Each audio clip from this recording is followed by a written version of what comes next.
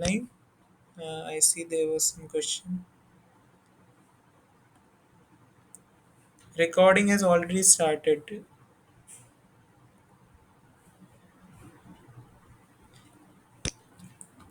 Okay.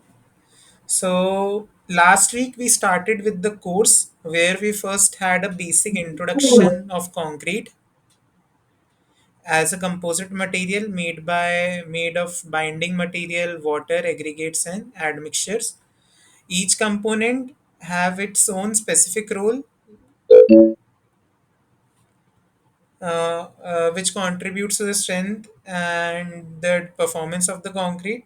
So we saw this one framework. We talked about how binding material, water, they make a paste which hardens and gives concrete the strength. We talked a little bit about aggregate, which are inert material and give the dimensional stability to concrete. And we talked about some admixtures, which are optional entities but are used for performance, enhancing the performance or durability of concrete. Then we started with the binding material discussion in the first session, where we first talked about lime, how lime is used as a binding material in ancient time, and we talked a little bit about non-hydraulic lime and hydraulic lime.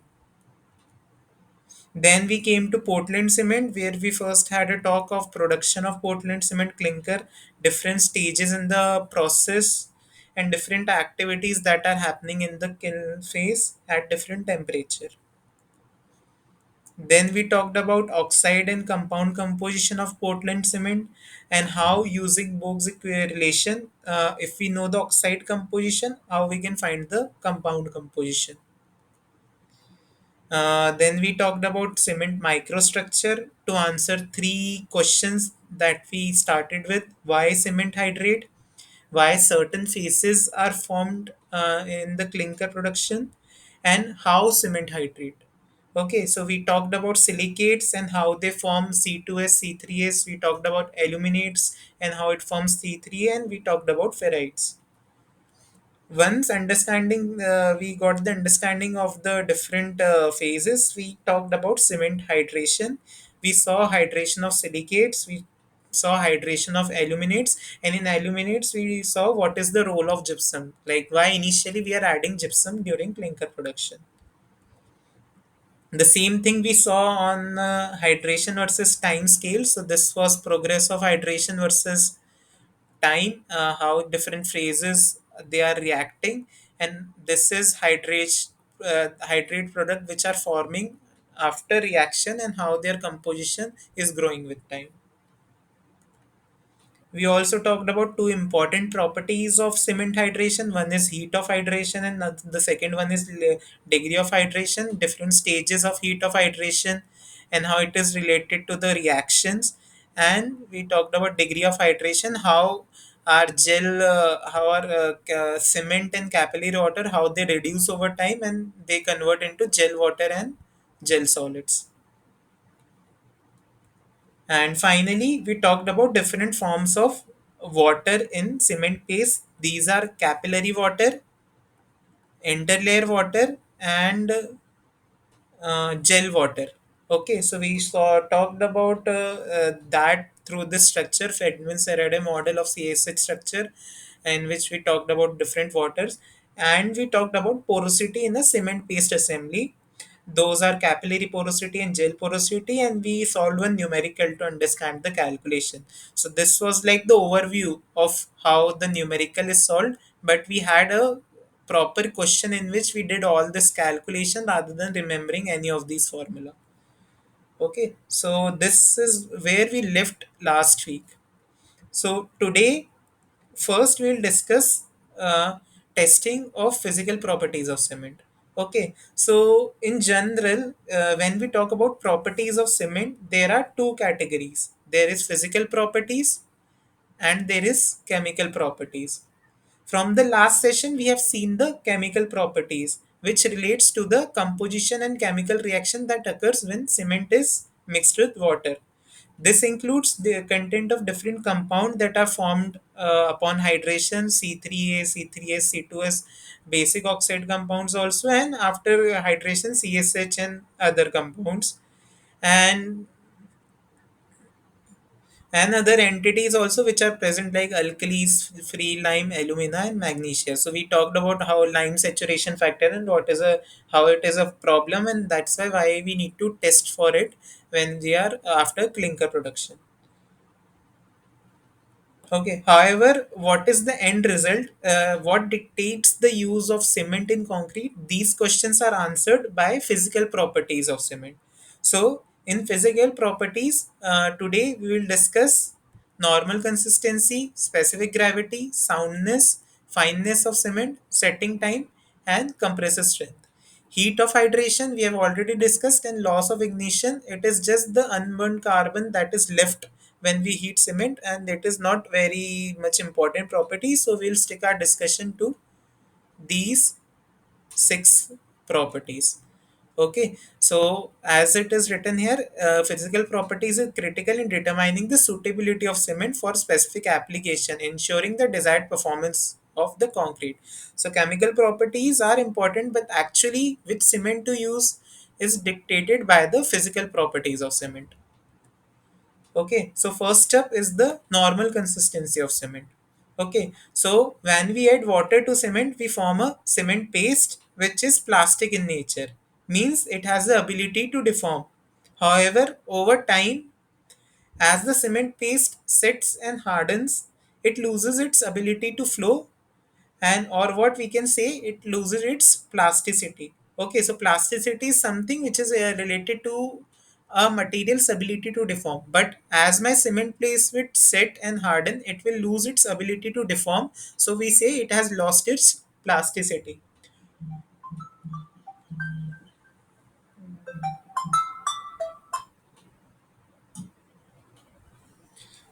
So we can say workability of cement paste is directly proportional to plasticity. Workability means ability of a cement to flow, and plasticity also defines my ability of a cement to deform. So workability and plasticity are both directly proportional.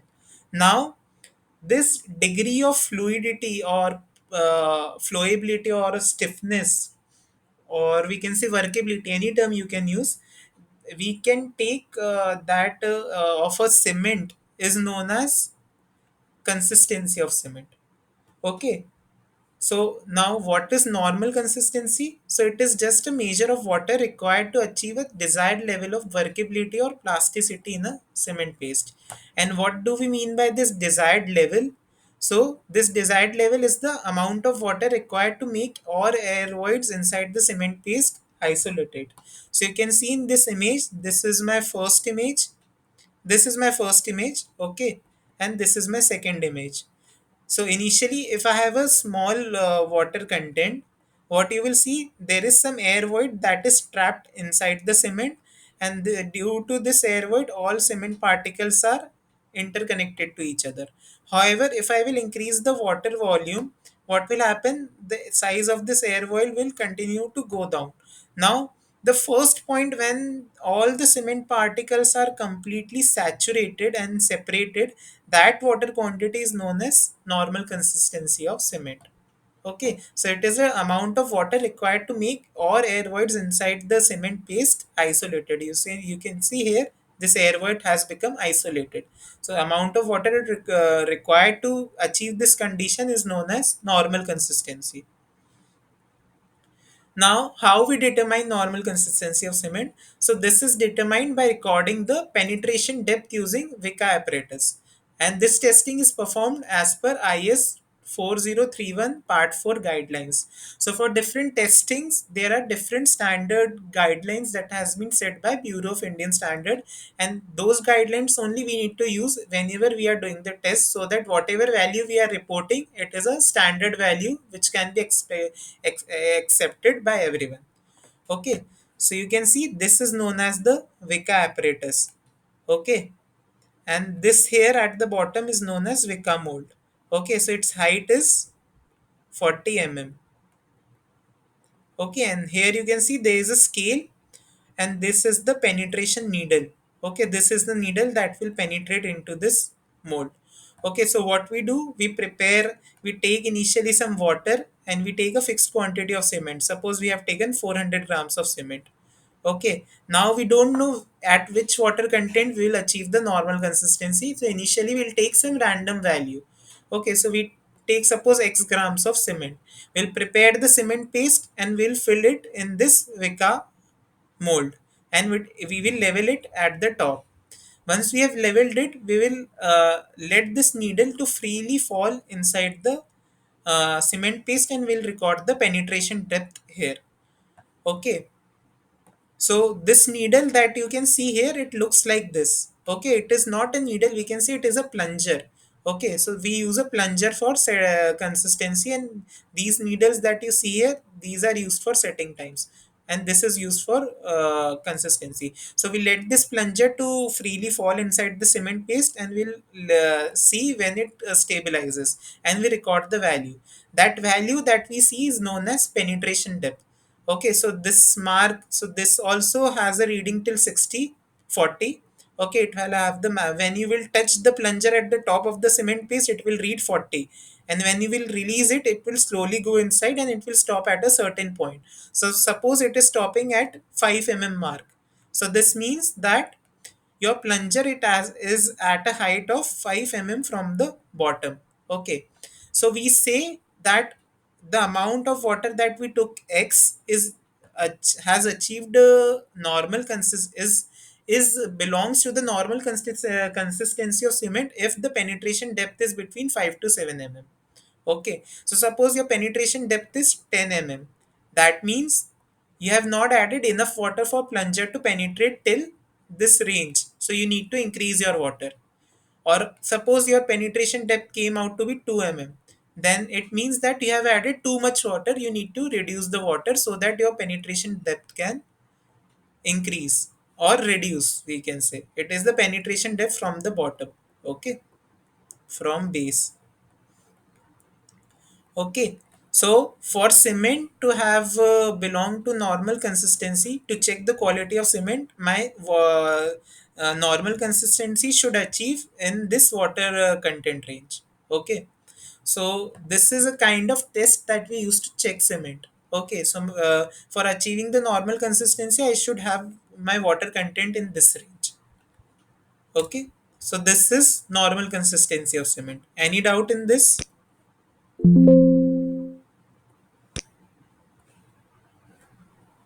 Okay, recording is working fine, right?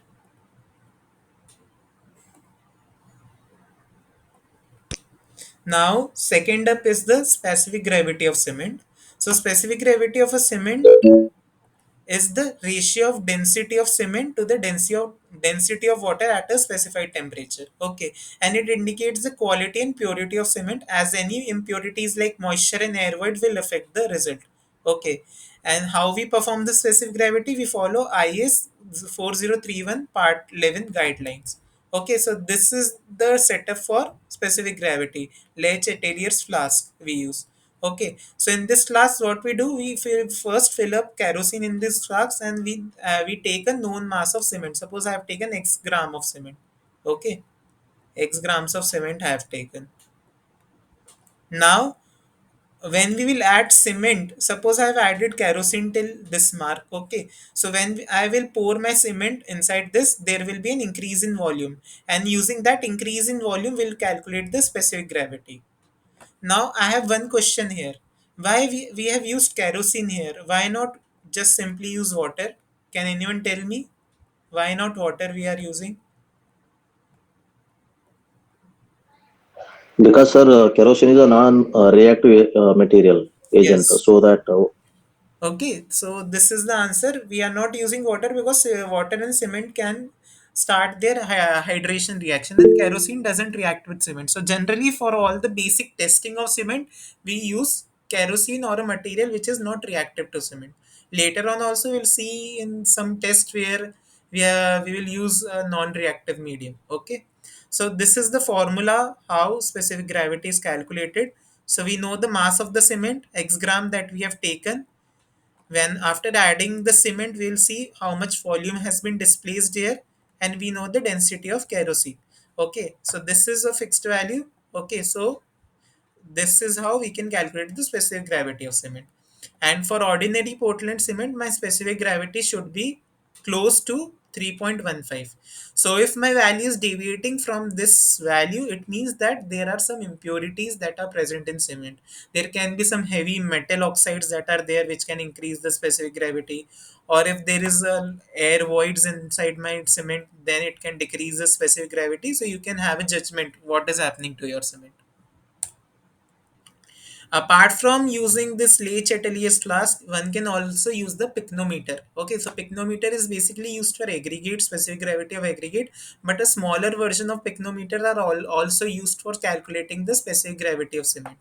So in this, what we do, we take the empty bottle weight. So suppose this is my pycnometer bottle. Okay, I will take the empty weight of the bottle. I will take the weight of bottle plus some known quantity of cement. Okay, suppose I have added X gram of cement. So bottle plus cement, I will take the weight. Then in this assembly, I will add kerosene. We know the reason why we are adding kerosene. Okay, so I will add kerosene up till the top mark and I will record the weight. And one weight I will take of just bottle and full of kerosene, and one with bottle plus full of water. Okay, after knowing all these values, I will use this formula for calculating the specific gravity.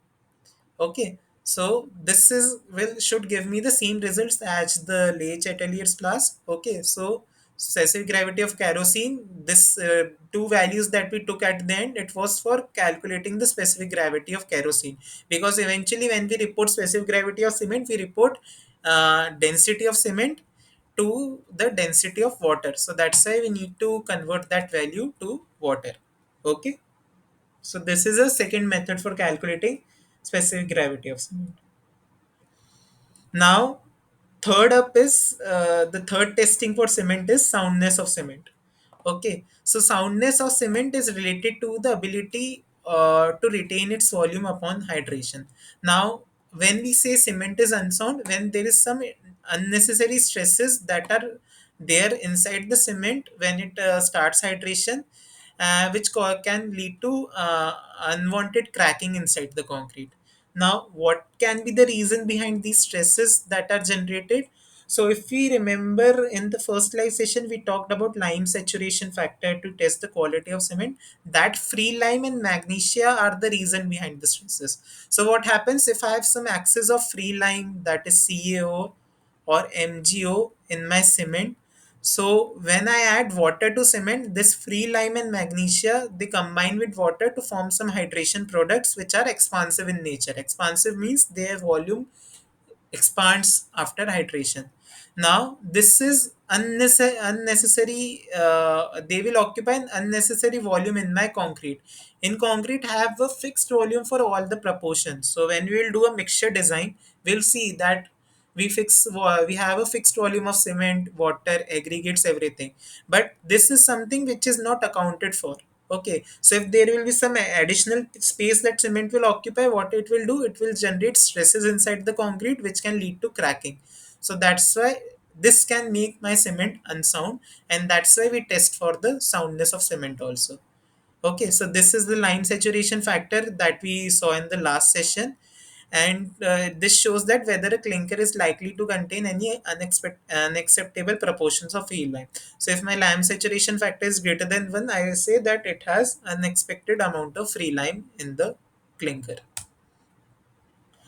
Now, how to test for consistency of cement? So that is determined by Lay Chatelier's apparatus, as you can see in this image.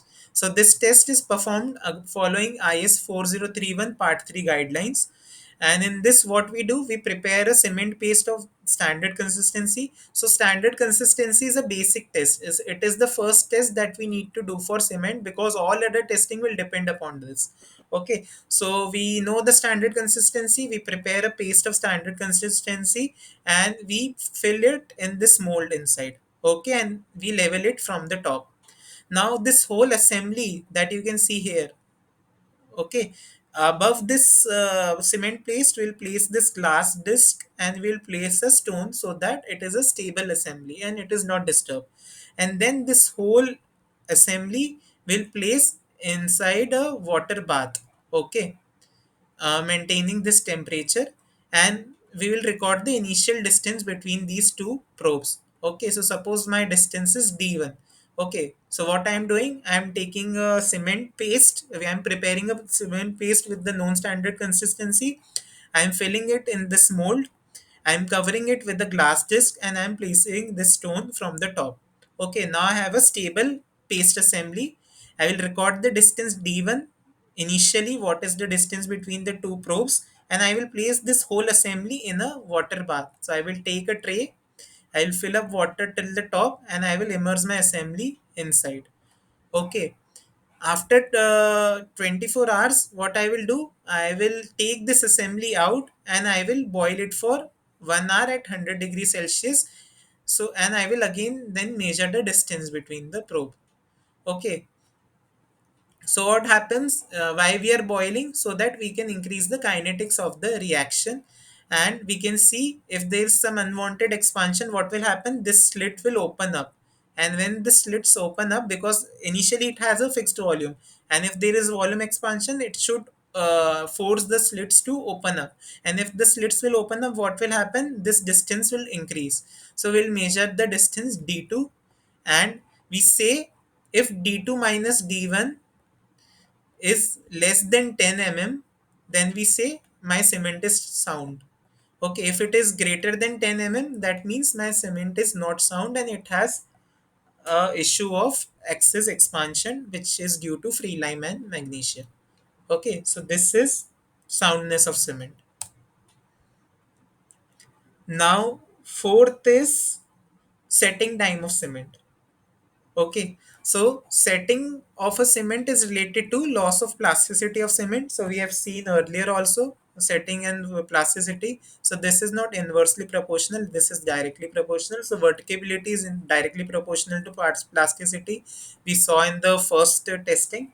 Okay, and we say setting of cement. For setting of cement, we define 2 points. One is initial setting and one is final setting. So initial setting time is known as the time at which cement paste begins to lose its plasticity. So plasticity is the key term here when we talk about setting. Okay, plasticity is ability of a material to flow. When the first time we record that my cement paste is losing its ability to flow, or the first time when my cement paste begins to lose its plasticity, we say that initial setting time has reached. And final setting time, we say, is the time at which my cement paste becomes completely stiff and there is entire loss of plasticity. So when my complete plasticity of cement paste is lost, we say that the final setting time has reached. Okay. Now I have one question here. So we talked that setting time of cement is defined by 2 points, initial setting and final setting. Can anyone tell me what is the practical significance of initial setting and final setting time? How these two values are important for cement? Okay, so for cement it is a basic test, but for concrete also we talk about initial setting and final setting. What is the significance of that time? How it is important to us?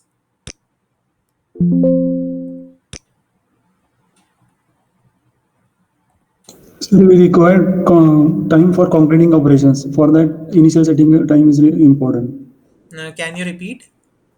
So we require some time for to perform concreting operations. That's why initial setting time is important. Okay, and final setting? To remove the shuttering or to remove the shuttering material, we require final setting time. Means it is important in that regards. Yes, you're right. The Anyone else construction wants speed is to? also important, sir. Due to that, construction speed is also important in that. Yes, yes. Anyone else want to add any point to this?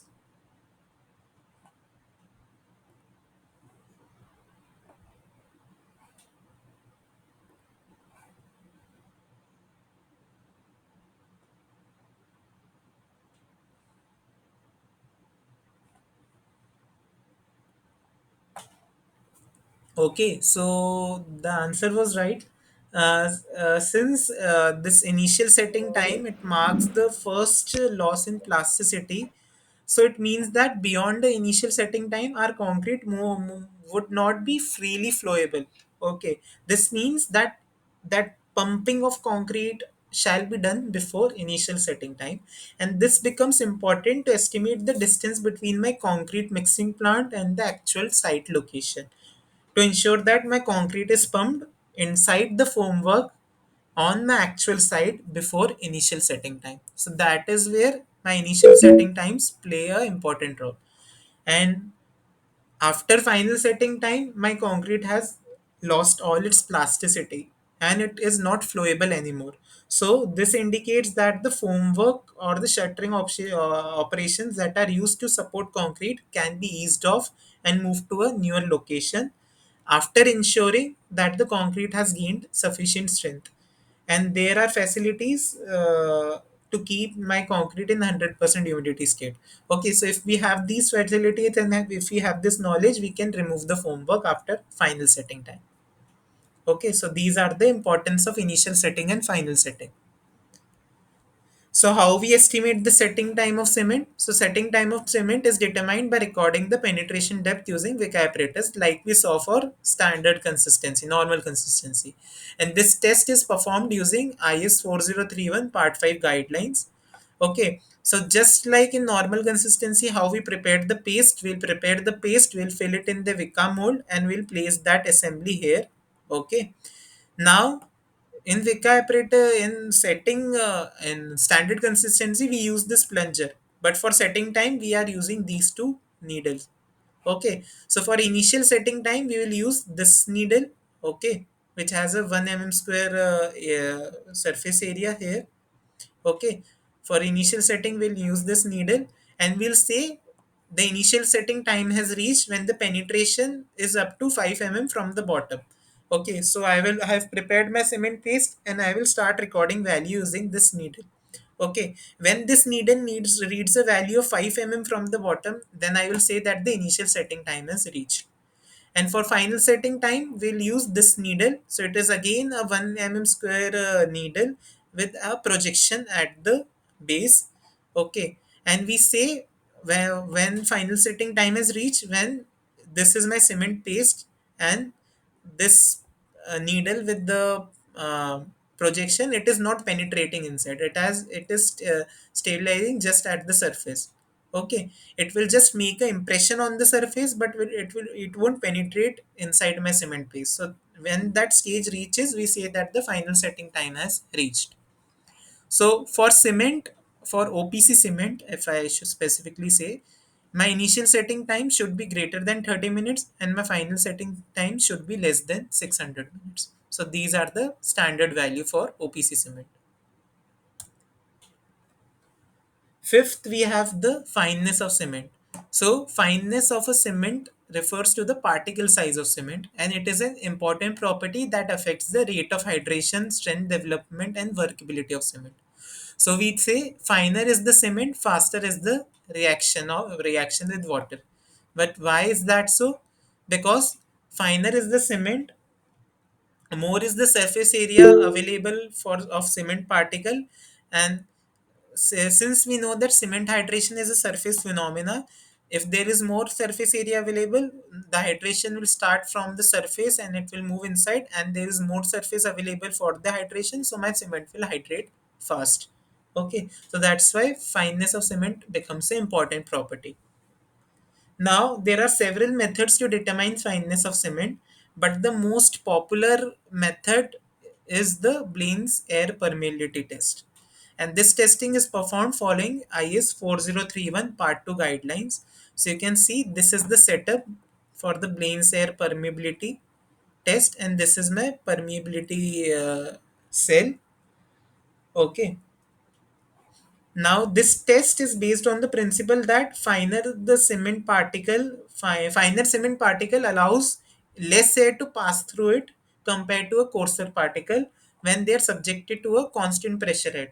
Okay, and using this test, we can determine the time required for a known volume of air to pass through a compacted cement sample under a given pressure.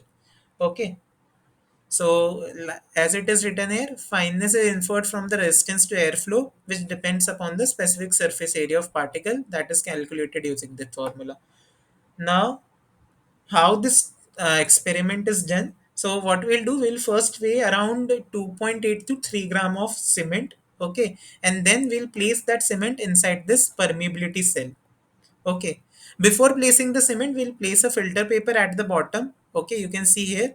we'll place a filter paper at the bottom, we'll pour the cement inside, and we will level it without giving any compaction, and then we'll place a second filter paper at the top, and and we will finally insert a plunger. Okay, so that my sample is evenly distributed here. Okay, once this assembly is ready, I will load this assembly in the Blaine's air permeability apparatus. Now, using this rubber bulb, I will create suction so that I can raise the manometer fluid up to this level here. Okay, and then we will release the suction and will allow the air to pass through cement and uh, pressurize this manometer fluid to go down. Okay, and we'll record the time that fluid takes to drop between two defined points, like this point or and this point, or you can take this point and this point. So between two well-defined points, we'll see how much time the air is taking to move. Okay, using that time, we'll calculate the specific surface area as S is equal to K times the square root of time. This K is a constant that we need to determine by a material whose specific surface area we know. Okay, so initially for a material cement of which we know the specific surface area, using that we calibrate the instrument and calculate the K value, and then using that K value we determine the specific surface area of other cement. Okay, so for OPC, this S value should be greater than 225 meter square plus kg as per IS 12269 guidelines. Okay, at last we have compressive strength of cement, and it is used to determine the ability of the cement to withstand load. Okay, now, for compressive strength, we follow IS 4031 Part 6 guideline. And in this guideline, what we do, we prepare first a mortar sample with 1 is to 3 cement to sand ratio. And this mortar that we have prepared, we fill it in molds having a fixed size of 70.6 sides cube. Okay, we for preparing the mortar sample, we use standard sand, which is quartz sands of three grade 1, grade 2, and grade 3, which are mixed in equal proportion. And for one cube, we will require 200 grams of cement and 600 grams of sand. And we take a water content of P by 4 plus 3%, that of P by 4 plus 3% of 800 grams. Okay. Now I have three questions here to ask for you. If you understand this process till now, why we are using standard sand? That is the first question. Why we are using equal proportion of standard sand? That is the second question. And what is this P by 4 plus 3%? Why we are using this fixed proportion?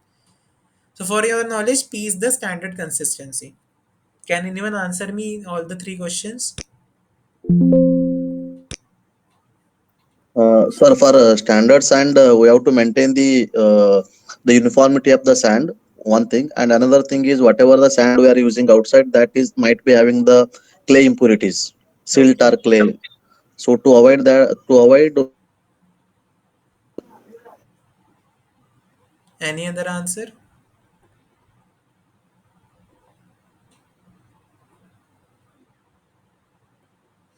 Sieve testing for fineness of cement. We do that also, but cement is a very fine material. So generally, the sieves that we use for aggregates that are not used here, that is a separate testing that we can do. But the most common one is Blaine's air permeability test.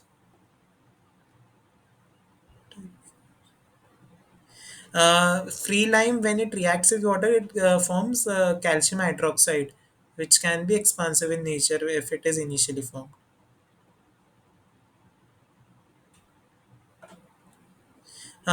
Entrapped air. It is the air which is like between cement grains. So those are isolated, and all my water is like covering the cement grain properly, and it is isolating all the cement grains from each other. That's why we say that a normal consistency is achieved.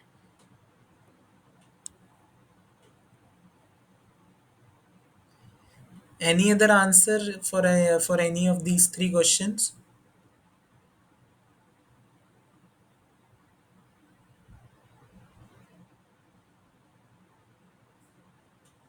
Okay, so I will tell you the answer.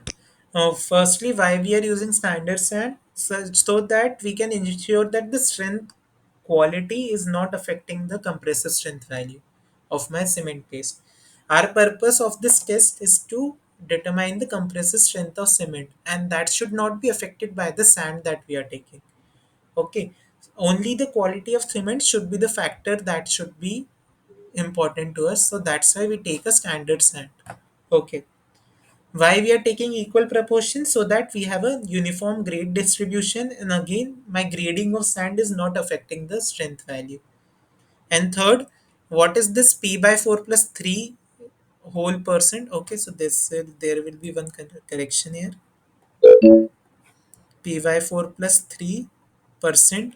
So P is my standard consistency. P by 4, why we are taking? Because in our mixture we have 25% cement and 75% sand.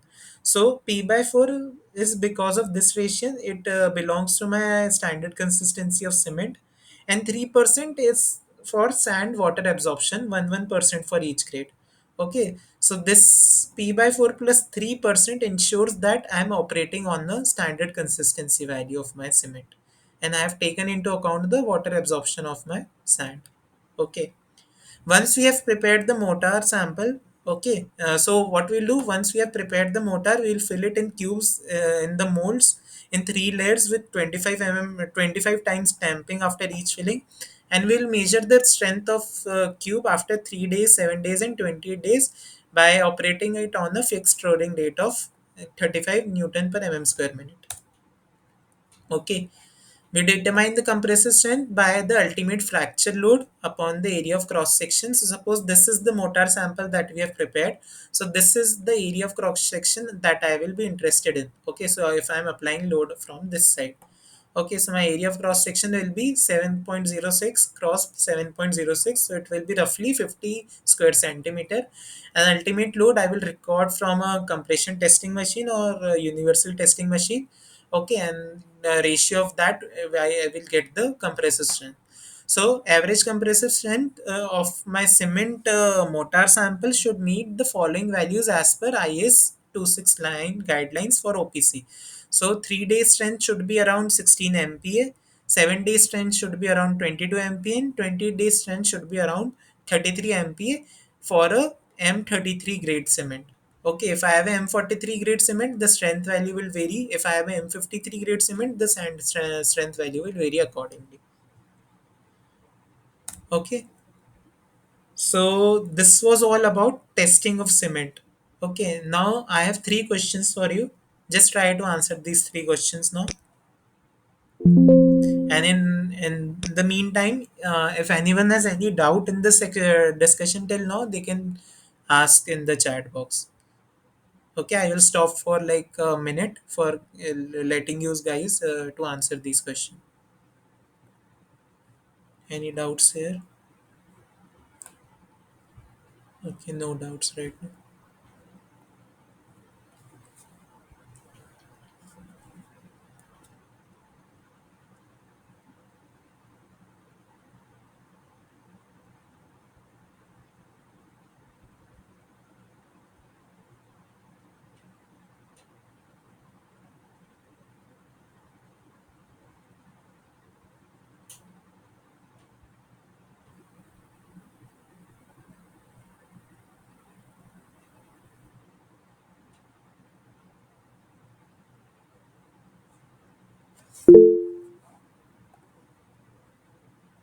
For question 3, answer C.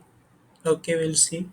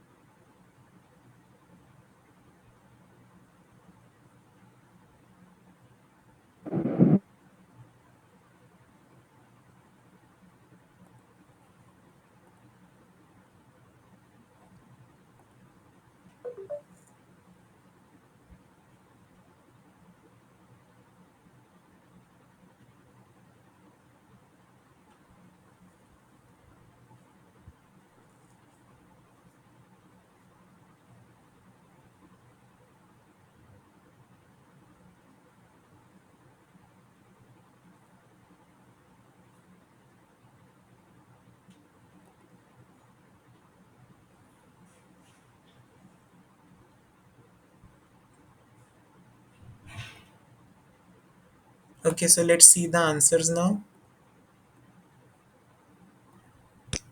Okay, so first question is, if the fineness of cement is increased, what impact does it have on the rate of hydration and the heat generation? So we know finer is the cement, it increases the reactivity of my cement. So if my reactivity is increased, my degree of hydration or rate of hydration will increase, and if my reactivity is increased, my heat generation will also increase. So answer will be C for the first question.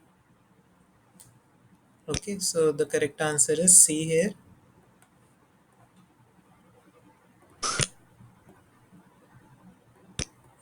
For second question, if the initial setting time of cement is below 30 minutes, what might be the probable reason? So probable reason can be two, fineness of cement and presence of highly reactive aluminates. Both can be the answer. Why? Because if my cement is having higher fineness, its reactivity is increased, so it might give me a lower initial setting time value, and if there is presence of highly reactive aluminates, then we know aluminates cause flash setting, which can also give me a lower initial setting time value. So both can be the answer here again. Third, during a soundness test using Leach Atelier's apparatus, the expansion of cement was found to be 15 mm, which is more than 10 mm. So it is unsound cement. What does this indicate? My cement is of good quality? No. My cement is likely to crack after setting? Yes, it can crack. So if we talk about when the cement is used in for concreting, that excessive expansion can lead to cracking. And yes, we can say C also, because if there is cracking, then the strength will decrease. So indirect effect will be on strength, but the direct effect is the cracking. Okay, after setting. So initially during setting time, my cement paste is flowable, so we won't see the effect of expansion. But after setting, we'll see the effect. That's why after 24 hours we talk about the expansion and the soundness test, and not just after uh, mixing the cement paste we are doing the test. Okay.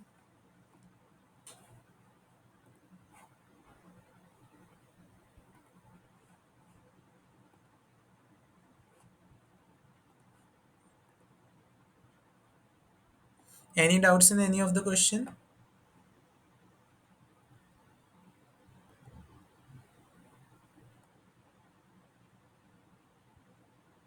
Okay, let's move ahead then. Hello, sir. Hello, sir. Yes. Sir, during a soundness test, we have to go for the boiling up the cement, right? The So paste, why? the paste that we prepare.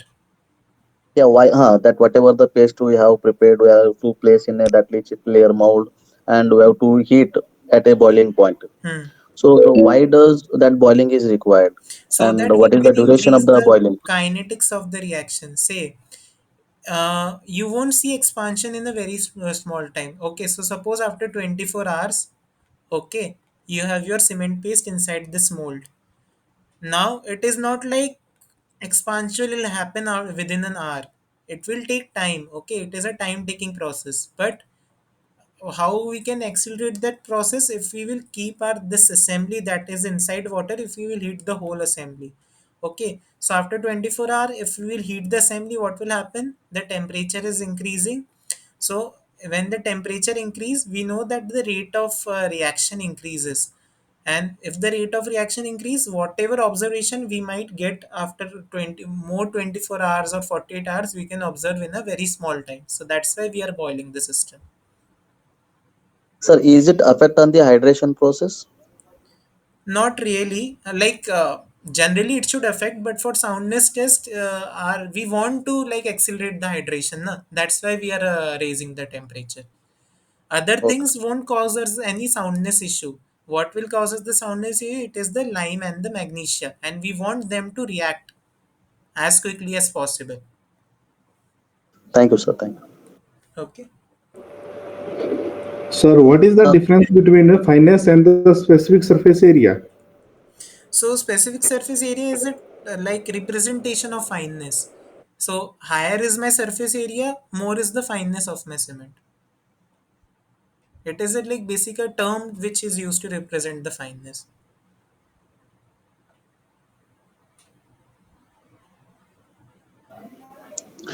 Sir, actually, during soundness test, the boiling, the minimum 3 hours we have to maintain the boiling of water. Hmm. Actually, as per the IS code, because just today I was going with the But the practical part. temperature would be different. If you see in IS code, it is mentioned around 60-degree temperature or 70-degree you need to maintain for 3 hours. Yeah. So actually, initially 25 to 30 minutes we have to maintain the boiling point, Hmm. and after that we have to maintain the same Ah, boiling point up to 3 hours. okay. So that Yeah. is the difference. Yes. Yes. So this is, I guess, I took from the NPTEL lectures only. But yeah, in IS code it is mentioned at 60 to 70-degree we need to maintain for 3 hours.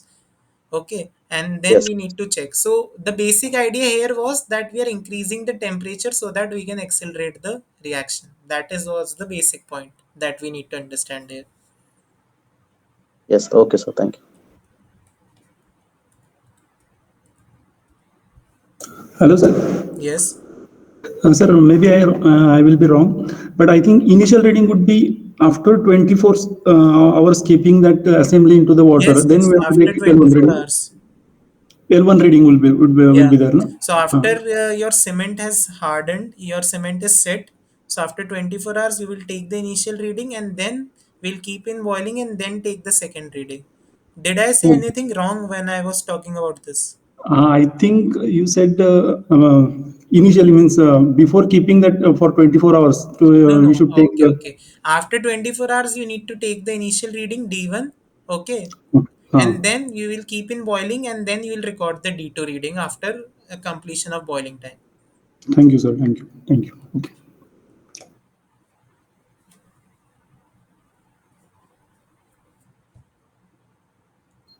Hello, sir. Yes. Sir, before final setting time, so how much, what may be the percentage of hydration process completion? Generally, within a day, we say, I don't remember the exact value, but we say in 3 days around 70% hydration is reached. So in one day, you can guess 40 to 50% it may reach. There is a formula, I don't remember the formula correctly, but there is a formula which relate compressive strength to the time of hydration. So I will just check that formula once and tell you in the next class. Okay, if Yes. possible, or after this session ends. Okay, so that Okay, sir. formula relates. So we say after 20 days, around 90, more than 99% hydration is completed. Yes, And right, sir. we Exactly. take 3 days, 7 days reference also. So from this values that I mentioned here, from here also you can infer. So suppose this is my ultimate strength. So this is around 50% of ultimate strength which has reached in 3 days. Okay, in 7 days around 70% has reached. So in one day I guess 30%, 35% may reach. Yeah, sir. I think before final setting time, so initial hydration might be complete. After that, slowly the hydration process Ah, will start and strength will gain. Might hmm. But still, before final setting and time also the C2, C3S phase has started reacting. Na? It has started yes, sir. reacting to form CSH. So there will be some strength. Yes, sir. That's Yes, why sir. we are able to demold the concrete samples and keep it in curing because it has gained some strength. Yes.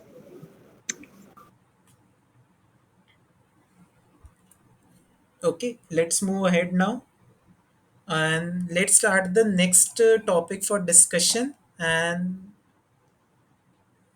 so this is just a second.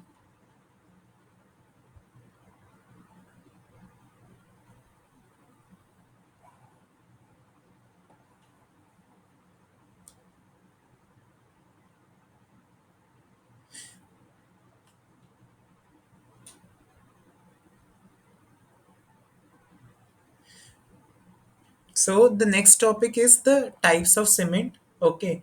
Now till date we have talked about physical properties of cement and chemical composition of cement. So simply by modifying the composition or the physical properties, where the performance of cement can change favorably to obtain a different type of cement. Okay. Now why we need this change in cement property, why we need to favor a cement for a certain application, so that we can have a suitable binding material based on our project constraint, which can be related to location, application, and exposure conditions. Okay, so today we'll talk about different classification on different types of cement based on different classification, and this we have categorized into three categories. We have ASTM classification of cement, we have special cement classification, and we have blended cement classification. Okay. Now, for all these cement, the base is the composition of cement. So, by varying the chemical composition, we can vary the reaction kinetics and the suitability of cement for a certain special requirement. And this variation in chemical composition is dependent upon the proportioning of my raw meal or its quality, which makes variation in the oxide composition. Okay, so if you remember in the first live session, we saw how oxide composition dictates the chemical composition, or we can say compound composition, and we saw that equation, Bogue's equation, and then how chemical composition can dictate the hydration reaction we talked. So, different compound have different role in cement. Okay, so elite C3S, it is the main early strength providing phase. We have belite, which is has a slower strength gain phase. Aluminate, which reacts fast and cause flash set. Ferrites, which again reacts fast, but it is self-retarded, so it is not much a problem. Alkali sulfates, they accelerate the early strength growth. Calcium sulfate, they act as a set retarder. And free lime and magnesia, they that can cause issues of unsoundness. Okay, so all the chemical composition have different role in the cement. Now, just to check your understanding from week one, can you identify in this diagram clinker phases based on their strength gain pattern? So we have four curves here, five.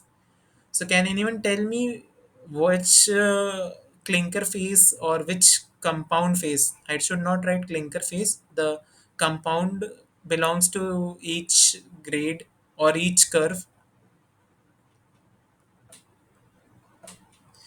I will number this so that you can answer. 1, 2, 3, 4, and the bottom one is 5.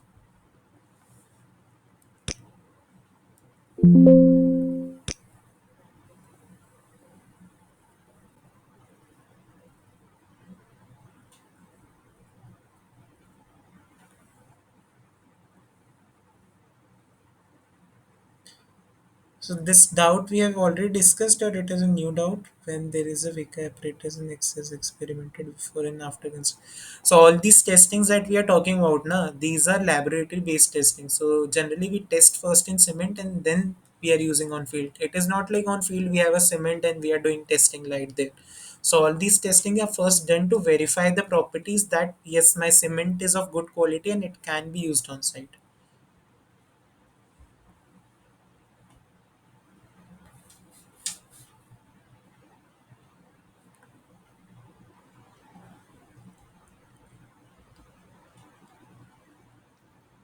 Sir, curve one is C3S. Okay, write in the chat box. Let others also think. Okay, sir. Okay.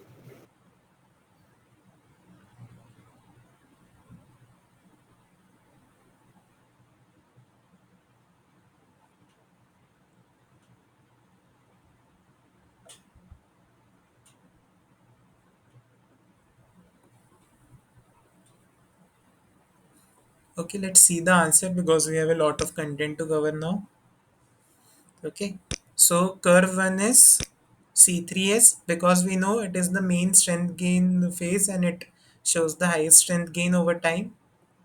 Curve 2 will be C2S because again it is showing a slower strength gain initially, but later on it starts gaining strength.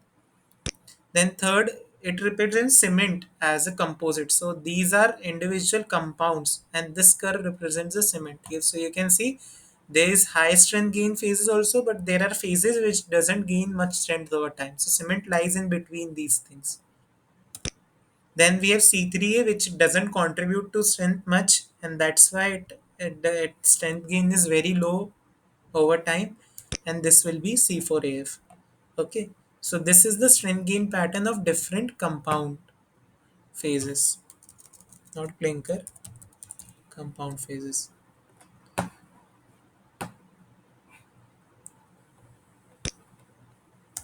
Okay. Now let's see the classification now, and the first one is the ASTM classification of cement.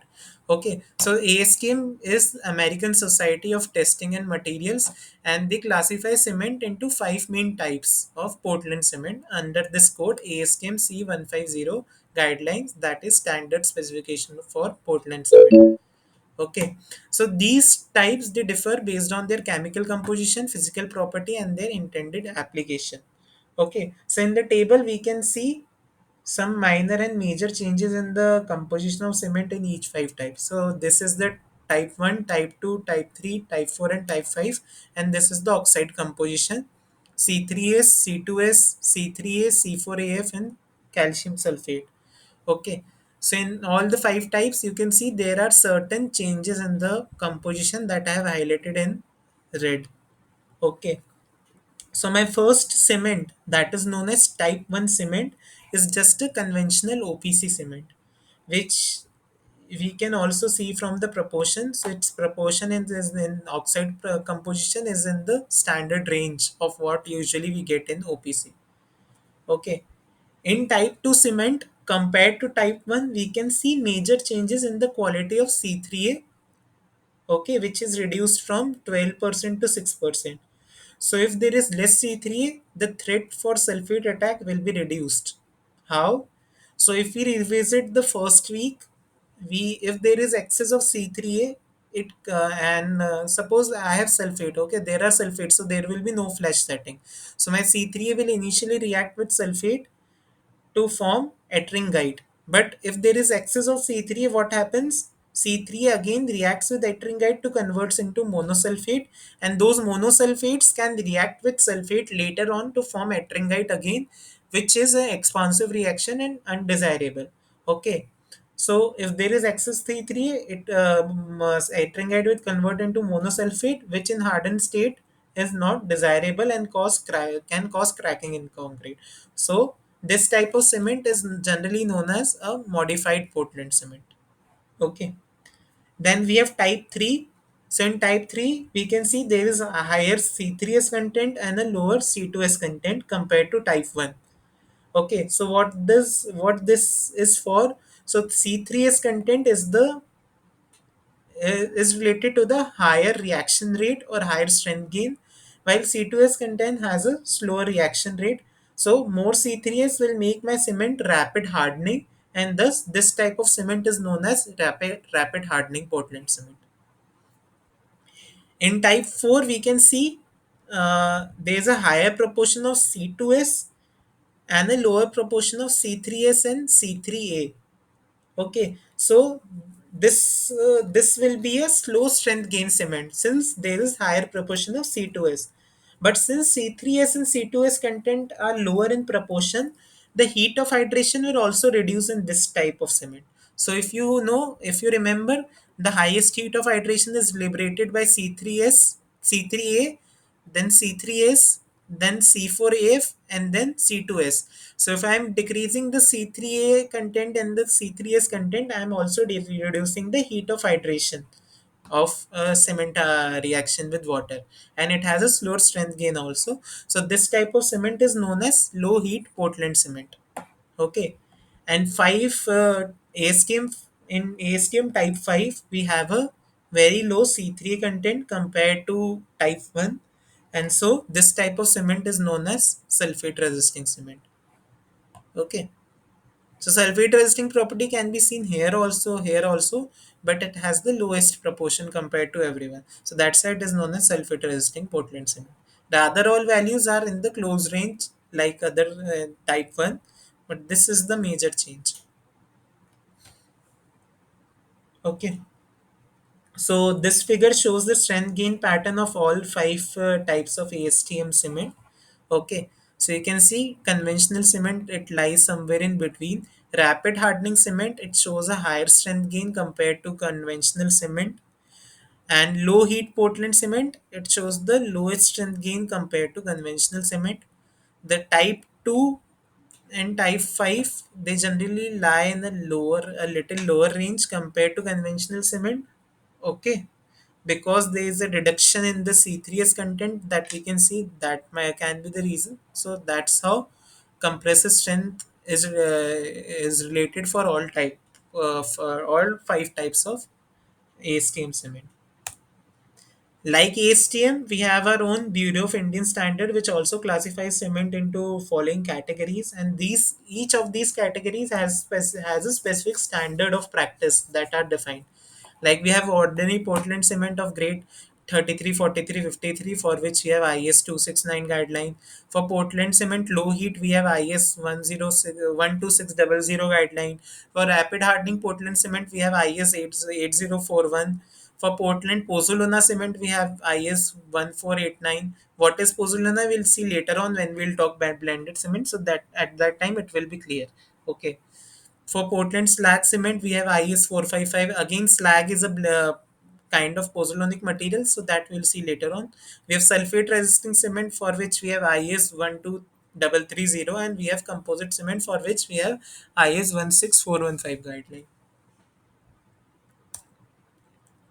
So try to answer these two questions. Now you know the different types of cement based on ASTM classification. So these two questions are based on the ASTM classification only. Try to answer these. In the meantime, you can ask your doubts also.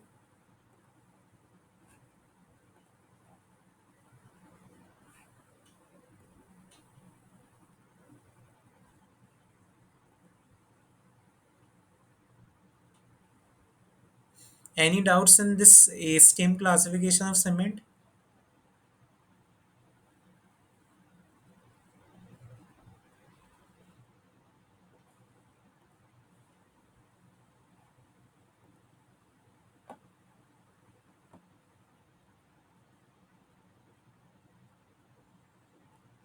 Am I audible? Yes, sir. Okay. Try to answer these two questions. I will wait for a minute.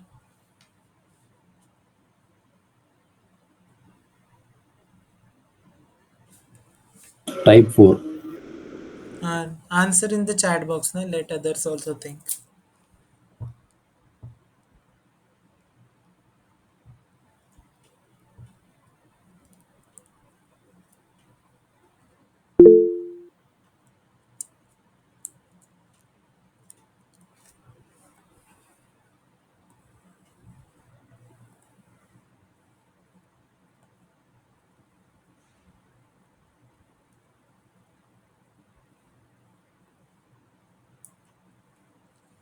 Rahul, can we determine the specific surface area by knowing its fineness?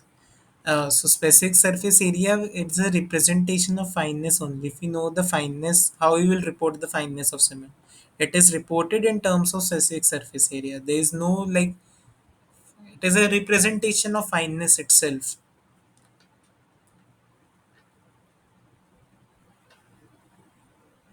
So just by touching the cement, you can't say how much finer it is. So that's why we represent it in terms of specific surface area. Since higher is the surface area, more finer is my cement.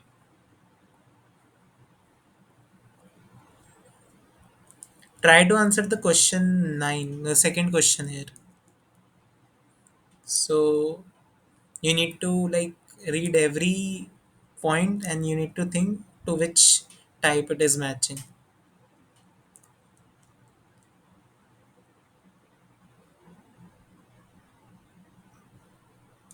So I will just place this table here so that it is easy for you to recall. Now it should be very easy.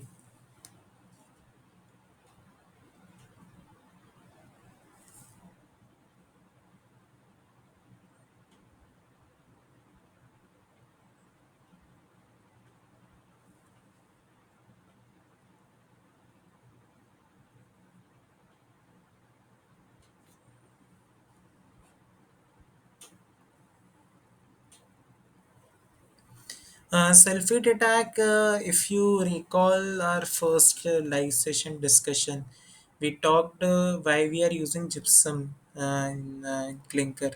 So we told that if there is C3A, it can react, readily reacts with water and cause flash setting, and that's why we add gypsum. So what happens? Uh, C3 reacts with water to form calcium aluminate hydrate, but with this, due to the presence of gypsum, it reacts to form ettringite. Now, suppose my gypsum is all consumed and still I have C3A left. So what will happen? C3A will react with ettringite and convert it into monosulfate. Now this conversion of ettringite to monosulfate, it is a like volume decreases in this case. Now I have monosulfate in my system. But later on, through my concrete, sulfate ions can penetrate in, like from soil, as water will penetrate inside concrete, sulfate ions can also come. Now these sulfate ions, they can react with the monosulfate and again convert monosulfate into ettringite. Okay, so we know ettringite to monosulfate conversion was decreasing the volume. Now monosulfate to ettringite conversion will increase the volume. And in hardened state, we don't want any form of volume increase because that can cause cracking. My cement has a fixed volume now. Has a definite shape, and any form of expansion inside will result in cracking because there are very less pore spaces to occupy those expansive products. Okay, so that's why sulfate attack is a problem, and this is what sulfate attack means. And another terminology for this reaction is known as delayed ettringite formation.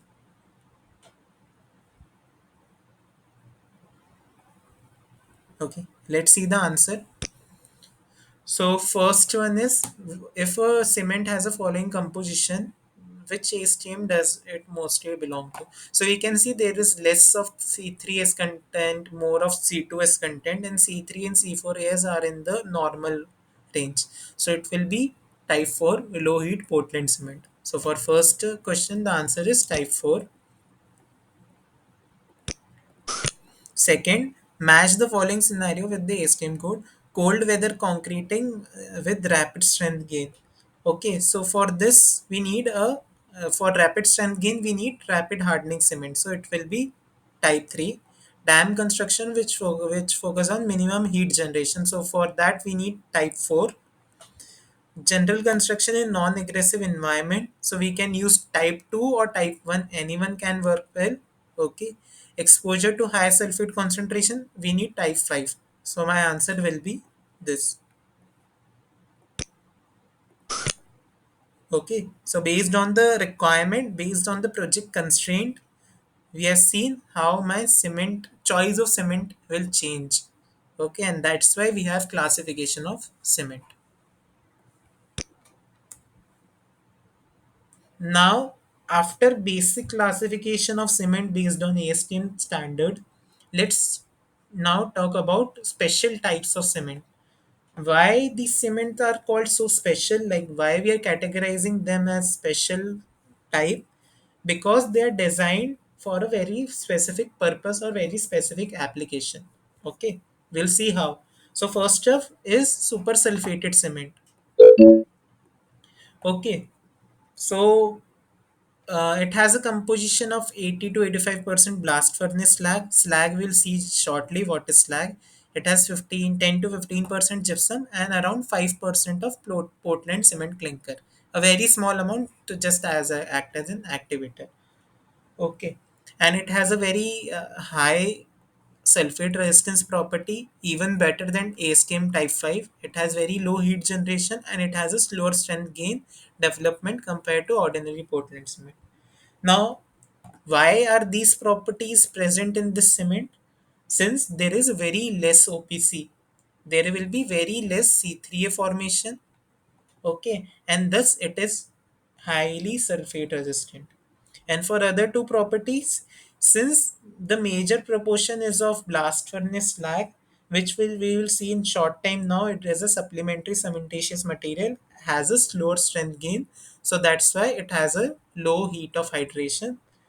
And since it has a slower strength gain, since we are using blast furnace slag, it has a slower strength gain compared to ordinary Portland cement. Now, Where the cement finds its application, so it finds its application in aggressive chemical environments where sulfate attack is a concern. Suppose I want to build a foundation in a sulfate rich soil, there I can use super sulfated cement, or in sewage works where hydrogen sulfide is a very big problem.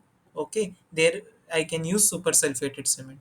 However, this cement is not suitable where rapid strength gain is required, because I am using a supplemental cementitious material which has a lower strength gain. So for those purpose, I can't use a super sulfated cement. It has a special application. Any doubt that came? Okay, no. Okay, so this is super sulfated cement. Next up, we have high alumina cement. So this cement is produced. So for this cement, there is IS 6452 guideline, and it is produced by fusing or sintering bauxite, which is an aluminium ore, and limestone. Okay.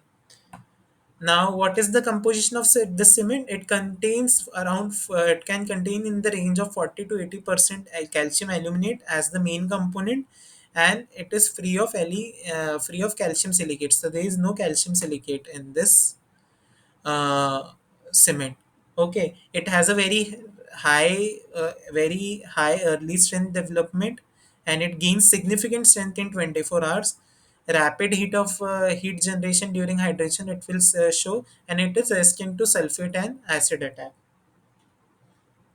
Now, since we have calcium aluminate, we know aluminates readily react with water, so that's why we have said it shows a high early strength development. And this is also the reason for rapid heat generation in the cement. But can anyone tell me why it is sulfate resistance, even though we have so much of aluminates?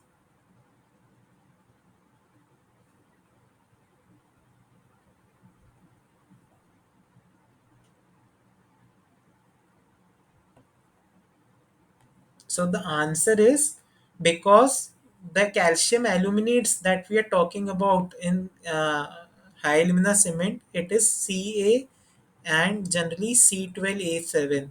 These are the phases of calcium aluminates that are formed, and not C3A. Our problem is with C3A. Okay, so if there is C3A, then there is the risk of sulfate attack. These hydration phases they produce calcium aluminate hydrate, which are not aggressive for sulfate exposure, and thus the cement is resistant to sulfate and acid attack. Okay, and now where this cement finds application, so these cement are generally used for emergency repairs because they have a rapid setting and strength gain property. They are used in refractory concrete for application where heat resistance is required. Okay, and they have used in applications where aggressive chemical environment is present. Okay, so these are the key application domains of high alumina cement. Then there are three more categories. First is white cement. So this cement is composed of high purity limestone, kaolin, and sand are used for the cement. It has a very low iron oxide and manganese content. That's why it is a white cement. Okay, it has a brilliant white color. It has a moderate strength like type 1 ASTM cement, and shows a similar setting behavior compared to OBC. Now, since it has a brilliant white color, it is used for decorative concrete or terrazzo flooring or architectural finishes. Okay, this is where the white cement will find the application. There is expansive cement, and so this cement Portland cement with additions of calcium sulfate, calcium aluminates, and calcium sulfoaluminates. So this is the composition of the cement, and they generate expansive forces which helps in contracting shrinkages. So where we use such expansive cement, cement to find application is shrinkage compensating concrete for structures like water tank, dams, and retaining wall. And it is also used for repair of damaged concrete where crack free results are essential. So suppose there is a cracked concrete, so in that cracked concrete we will use expansive cement for grouting, for filling the cracks, so that after hydration the cement will expand and it will completely fill the crack. Okay, so these are two more categories of special purpose cement. Now, based on these special categories of cement, try to answer these two questions.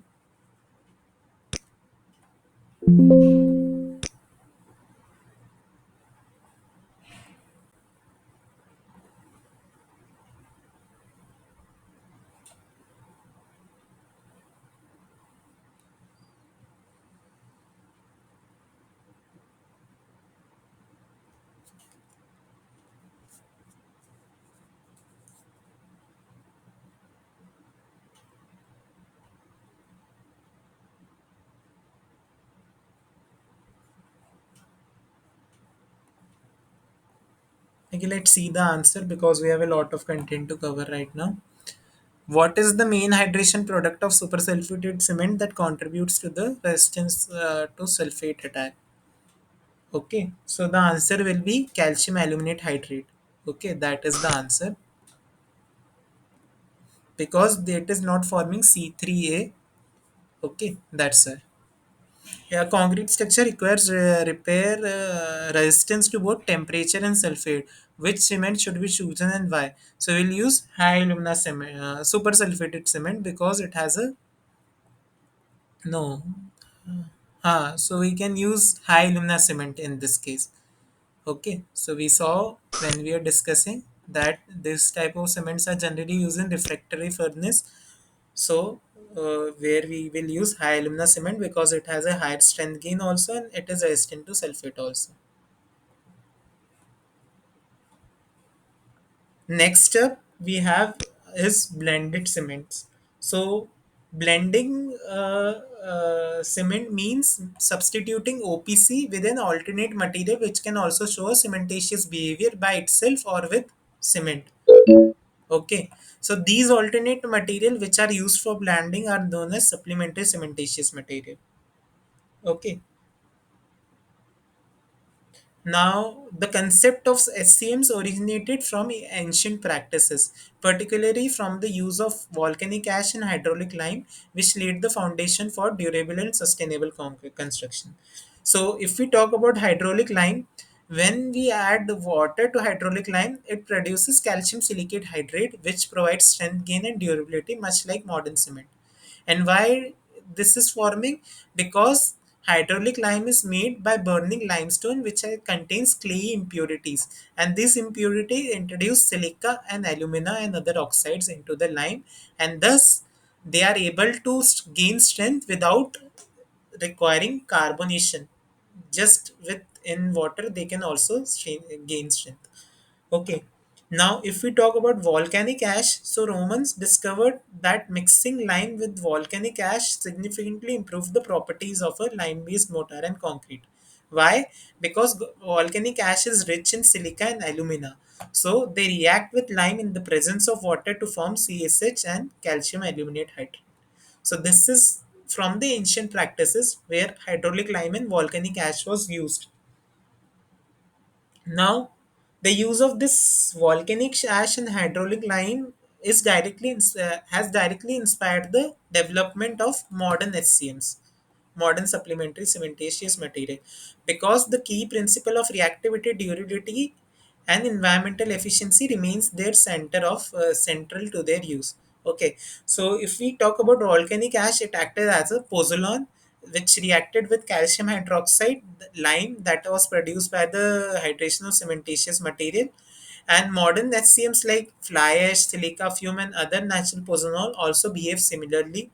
And hydraulic lime has the ability to set underwater due to silicates and aluminates content, which mirrors the property of modern ground granulated blast furnace slag, which has both hydraulic and pozzolanic properties.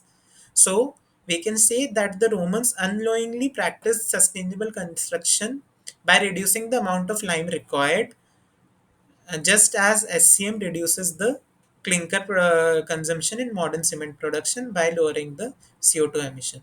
Okay, and this is how they paved the way for the use of SCM as a sustainable construction practice. Okay, so if we see that in both volcanic ash and hydraulic lime, there was presence of clay impurities, which is rich in aluminosilicates, that has played a critical role in shaping the supplementary cementitious material and enabling them to act as a pozzolon or a hydraulic binder. So we won't discuss much about these SCMs right now, because for this we have a separate discussion that is coming in few weeks under the heading of mineral admixtures. So right now I will just touch up upon three most commonly used SCMs and how they are produced. Okay, so first we have fly ash. Fly ash is a byproduct of coal combustion in thermal power plant, and when pulverized coal is burned at very high temperature, the mineral impurities, which has clays like kaolinite and illite in it, in the coal, it fuses and forms fine glassy particles that is collected as fly ash. So this is how we obtain fly ash. Fly ash, which is a reactive material because it has clay impurities. We have ground granulated blast furnace slag, which is a byproduct of iron and steel production in blast furnace, and it is produced by quenching molten slag, which is a mixture of silicates and aluminate leached impurities from iron ore, coke, and fluxes of limestone with water or air to create a reactive glassy material. So again, this is a byproduct of a industrial material. Fly ash is also a byproduct of industrial material.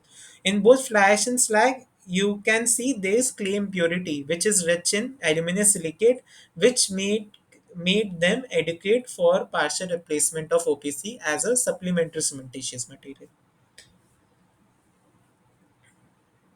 And why are they used? Because they are an industrial waste products, so they help to reduce the cost by replacing expensive material like cement, and thus help us to practice a sustainable construction practice, because in turn we will also reduce the CO2 emission.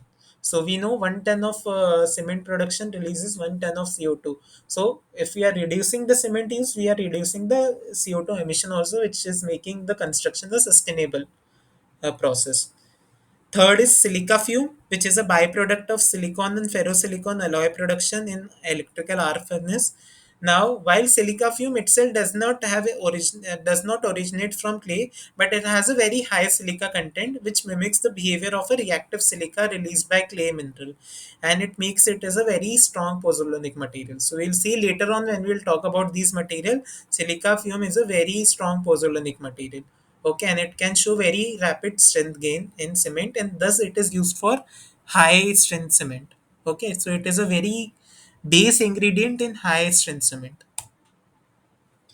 So this slide just shows the oxide composition of different HCMs compared to OPC.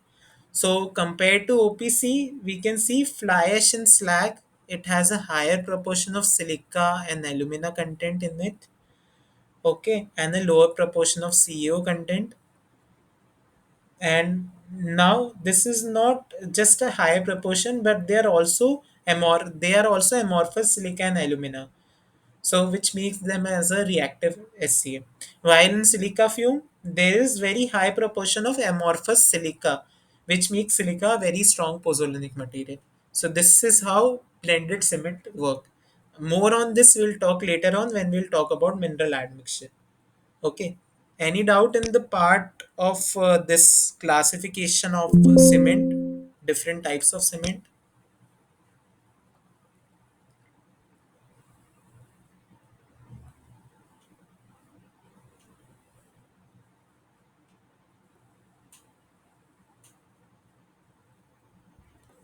Okay, if there are no doubts, we'll move ahead. Okay, so now let's start the final segment of this week's discussion, that is aggregates in concrete. So how we define an aggregate? So aggregates are solid particles that are other than cement paste, which does not participate in the hydration reaction by itself, as they are inert material. Okay, and why do we need? And even though they are not contributing to hydration reaction, why we are using aggregate? Because they provide dimensional stability to concrete. Since cement hydration is an exothermic reaction,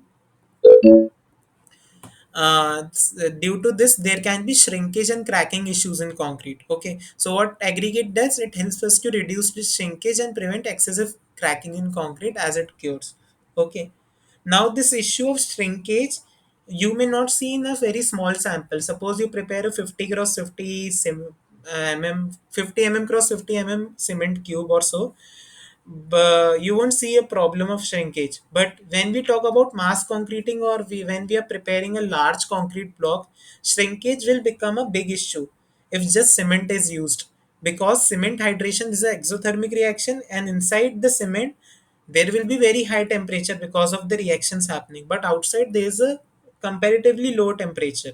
So this difference in temperature, which is known as thermal gradient, it gives rise to shrinkage stresses inside the concrete. Now, what aggregate do? It just it helps to reduce the shrinkage and prevent cracking by reducing the amount of cement that we are using in concrete, thereby reducing the temperature gradients that are generating. And also they arrest the cracking. If some cracking is happening due to hydration, it will also arrest that, and it will provide the dimensional stability to the concrete. Apart from this dimensional stability, it also reduces the overall cost of concrete by acting as a filler and minimizing the amount of expensive cement required. So in general, in a concrete, 60 to 80% of volume is of aggregate. So aggregate occupies 60 to 80% volume of a concrete. Now, what are the various sources of obtaining or aggregate, or we can say what is the geological aspect of aggregates in general? So, aggregates originate from natural rock formation and can be igneous, sedimentary, and metamorphic. Okay. Irrespective of the source and the type, aggregates with high silica and carbonate content affect durability due to alkali aggregate reaction or alkali carbonate reaction, which is not desirable. So this we'll talk later on. But these are basically the rock formation from which aggregate originate, and we don't want aggregate which has high silica or carbonate content because they are not desirable. Our aggregate should be an inert material. It should not contribute anyhow in the reaction of cement. The role of aggregate is just to provide dimensional stability and not to contribute in the hydration reaction. Apart from the rock source, other broad classification of aggregate based on the sources are natural aggregate, which are obtained from natural sources like riverbeds, quarries, and glacial deposits like sand, gravel, crushed stones, and limestone. These are natural aggregate. There can be manufactured aggregate which are produced by crushing rocks and processing in the industrial byproducts like crushed granite, slag, expanded clay, artificial sand. These are all manufactured aggregate. And there can be recycled aggregate which are made from crushing concrete bricks and demolished structure. So suppose you have a structure, you have a building which is demolished. Now from that demolished building, the waste that is generated, they are used to make aggregates, and those aggregates are known as recycled aggregates. Now, apart from the source of aggregate, there are certain properties of aggregate which are independent of the parent rock from which it is obtained, but still it plays a major role in the concrete performance and durability. And these properties are shape, size, and surface texture.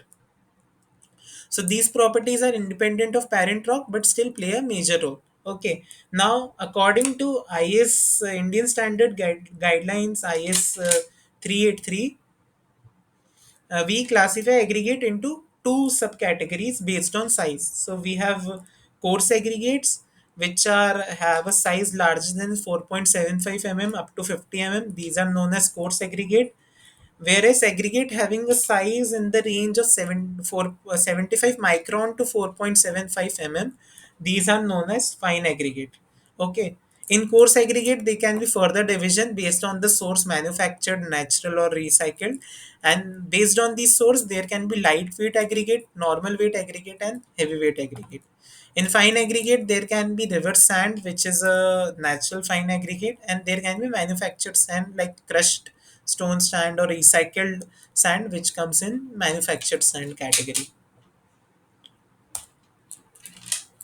Now, in this classification based on size, we saw coarse and fine are margined based on a numerical value which is representing their size.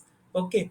Now, how we measure the size of an aggregate? Like how we can determine whether my aggregate is like 10 mm or it is 20 mm or it is 2 mm or 75 micron.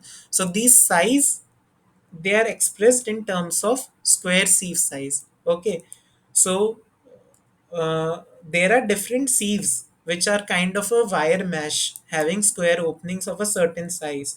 Like you can see in this image, this is the biggest sieve there, which has a bigger opening. Then there is a smaller opening sieve, then much smaller opening sieves, and like this, the opening in these sieves, the square opening in these sieves, they decrease.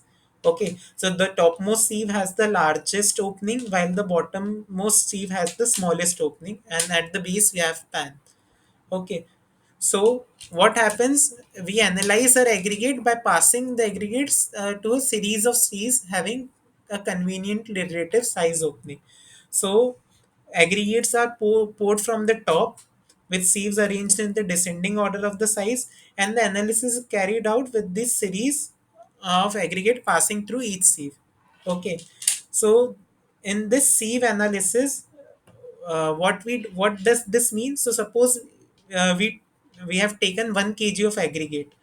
We will record how much aggregate is retained on the first sieve by recording the weight. Okay, then how much on second sieve, then how much on third sieve, and so on. So this will give us the percentage retained on each sieve. So of 1 kg, how much percentage has retained on each sieve, and we can calculate the cumulative percent passing. So suppose some percent is retaining here, how much is passing through it, that also we can get. Okay, so suppose we have 1 kg aggregate at the topmost sieve, there is 100 grams of aggregate that is retained. So percentage retained will be 100 upon 1000, that is 10%, and cumulative percent passing will be 1000 minus 100 upon 1000, that is 90%. Okay, so this is how we do a sieve analysis. So in sieve analysis, we record the weight retained on each sieve is recorded, and percentage retained and cumulative percent passing is determined. And this helps us to grade our aggregate into coarse and fine.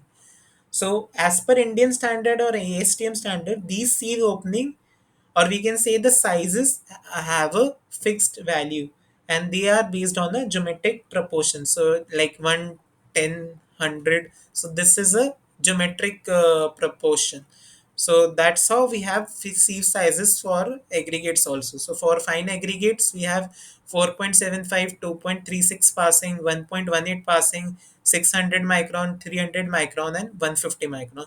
While for coarse aggregate, we have 80 mm, 40 mm, 20 mm, 10 mm, and 4.75 mm passing. Okay, so these set or sizes of sieves are used to categorize coarse aggregate and fine aggregate from each other. So the aggregates that will be retained over 4.75 mm, they are classified as coarse aggregate, and the one which is passing through 4.75 mm and retaining on 150 micron or 75 micron, it is 150 micron in general, we don't take 75 also.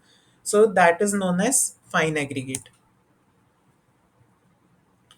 Now for sieve analysis, a graph called as grading curve is plotted to analyze the particle distribution.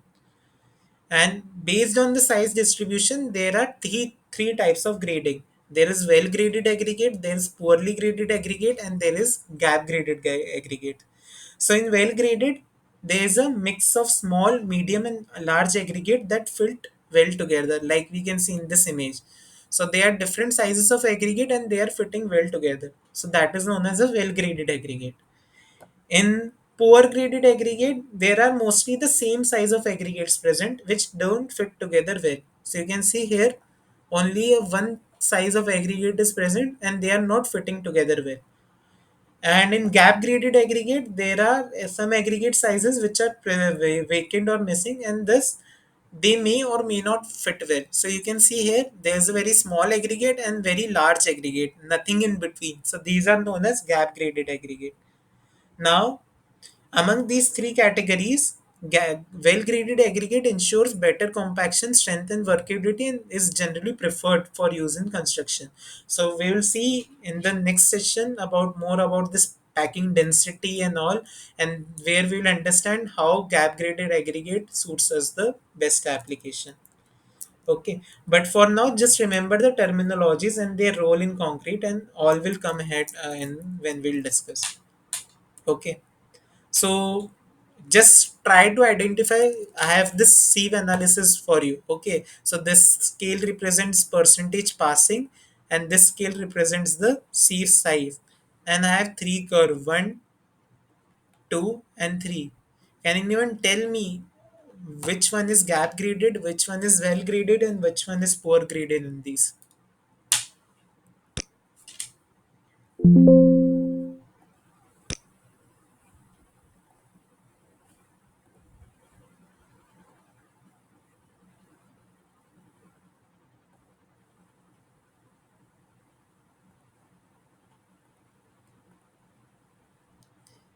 Is there some connection problem that you are facing? Because until you will say, I won't realize that connection was not there. No, no, sir, all good. Okay, okay. Try to answer these three questions. These identify these curves quickly.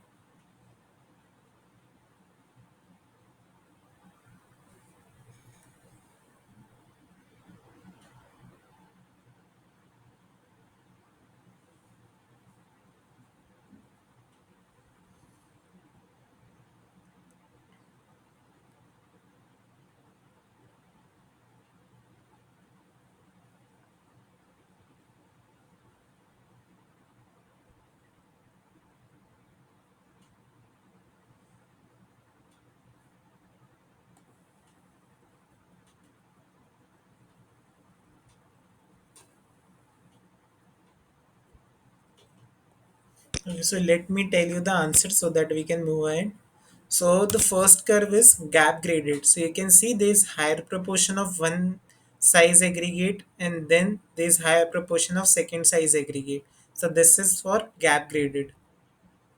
The second curve is uniformly graded. So you can see there is a uniform increase in size that is happening. Okay, and that's why it is known as uniformly graded. And third one is uh, well graded. So here there is no poor graded. Okay, so I took a wrong example. So just forget this second curve. We'll talk later on in the next session when we'll talk about packing density. So first one is gap graded, and second one is third one is well graded. So you can see how in sieve analysis you can see the difference. In well graded there is a uniform increase in percentage passing with sieve size, which represents a well graded aggregate. While in gap graded, there is like first there is a very high increase, then there is a steady increase, then there is a sharp increase, which represents that most of the proportion lies of two grades only. Okay, an uniform grade you can refer to as poor grade only, like same grade of aggregate is there. So it can be a poor grade. Suppose you have only 100 10 passing aggregate, so it will be like very steep drop around 10 aggregate, and others will be very close to zero, so that will represent a poor graded aggregate. Okay, now we have one more question. So this is like a numerical question. Okay, so what this question says: a sieve analysis was conducted on a 5,000 gram or 5 kg aggregate, and following data was recorded. Okay, so I have 40 sieve which has retained zero weight, 20 has retained 750 gram, so retained weight in gram. Okay, 10 has retained 1650 gram, and so on. So I have this data that I collected from sieve analysis, and what we do need to do, we need to calculate the percentage retained on each sieve, we need to calculate the cumulative percentage passing, and we need to determine what percent of the total sample is coarse aggregate and fine aggregate. So just think how the calculation will be done. It is a very quick calculation. If someone knows how to do, just do the calculation, else I will tell.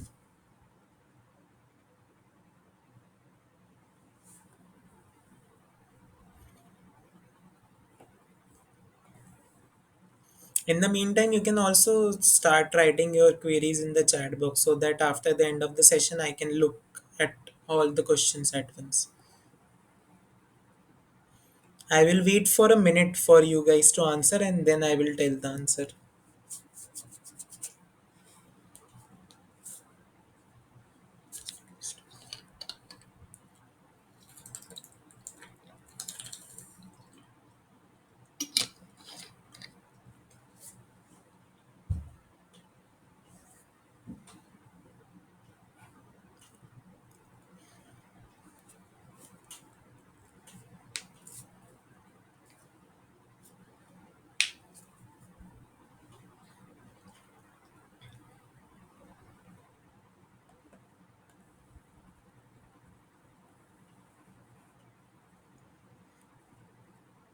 Okay, let's see the answer so that everyone understand how the calculation is done. So percentage retained means how much aggregates are retaining on a particular sieve size. So I know the total aggregate weight, it is 5000. Okay, 5000 gram. This I know. Okay, so percentage retained will be the weight that is retained on each sieve divided by 5000. Okay, so these two values I already know. So for the first sieve, the percentage retained will be 0. For second, it will be 750 upon 5000 into 100. So that will give me 15% retain. Then it will be 1650 divided by 5000 into 100. So that will give me a value of 33%. 11,000 upon 500 will give me a value of 22%. 700 upon 5000 will be 14%. 400 upon 5000 will be 8%. 200 upon 5000 4%.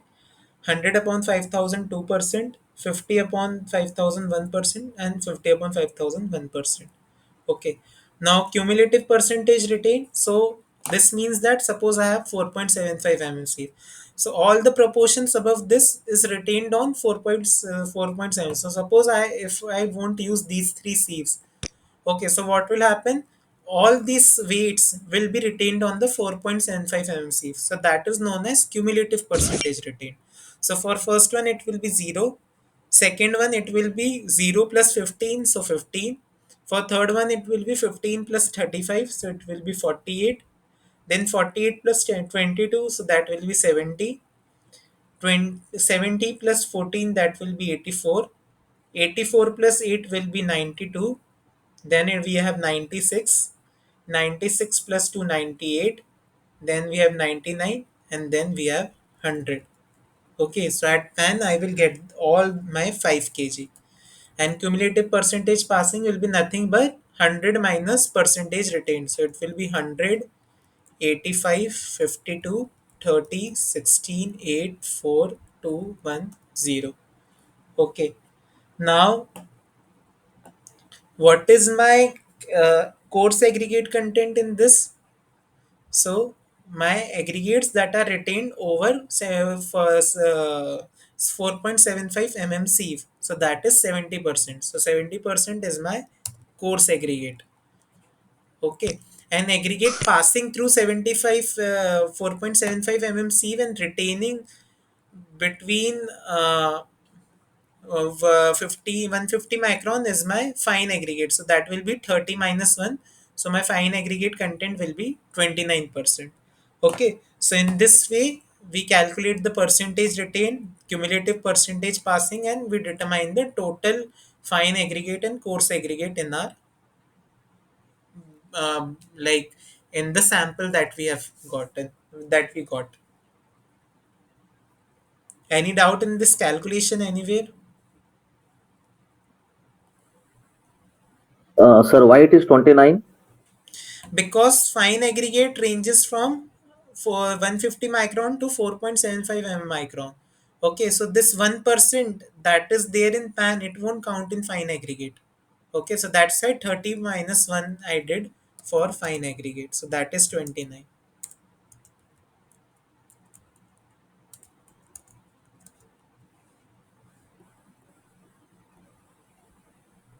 Alkali aggregate reaction, we'll see in the next class. All these things about properties of aggregates, that will come. Mechanical and physical properties, deleterious material, all these headings that you are saying, it is the topics for next class, next live session.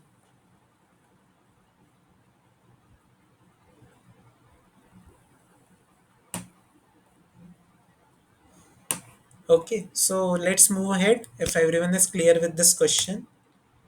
Now, after size, we have the shape of aggregate. So basically, basis of shape of aggregate affects the workability, strength, and durability of concrete. And different shape can influence the bonding, void content, water to cement ratio, or overall performance of concrete. That's why shape is important. Now, on the basis of shape, we classify aggregate into 6 types. Okay, so we have rounded aggregates, which has a smooth surface and naturally occurring aggregate. Okay, we have irregular aggregate which have partially shaped due to weathering and have uneven surface. We have angular aggregate which have sharp edges and they are obtained from crushing rocks. We have flaky aggregate which are very thin and elongated compared to their width. We have elongated aggregate which are have longer which are longer than width and the thickness, and we have flaky and elongated aggregate which are combination of both these unfavorable properties. Now, based on the shape of aggregate, performance of concrete can change. Like rounded aggregate, it can give us high workability but poor strength and poor interlocking. Irregular aggregate, it is opposite to rounded aggregate. Okay. Angular aggregate, it can give us lower workability due to its rough texture. But since there is high friction, there can be high strength. Okay, due to aggregate interlocking. Flaky aggregate, again, it will give me lower workability, and but also it will give me poor strength because I have a plate like structure which can cause slipping planes inside my concrete, and similar will be for elongated aggregate also, just like flaky. So based on the shape of aggregate, my performance of concrete can be affected. Now suppose how to like categorize an aggregate based on shape. So for that we have different testing or different measurements. So first is known as flakiness index test, which is done as per IS 2386 part 1. We'll see this in the next session also, but here I will just introduce. So this test determine the percentage of flaky particle in my set. Okay, so how we define a flaky particle which is thin and thinner less than 0.6 times its mean size. So these particles are known as flaky particle, and as an acceptable limit is not more than 15 to 20% of coarse aggregate should be flaky. Okay, elongation index test we have which determines the percentage of elongated particle whose length is greater than 1.8 times the mean size, and as an acceptable limit there should not be more than 15 to 25% of elongated aggregate in the coarse aggregate batch. And we have angularity factor which increases with irregularity in shape, and it is measured as the inverse of specificity factor which is given by this equation.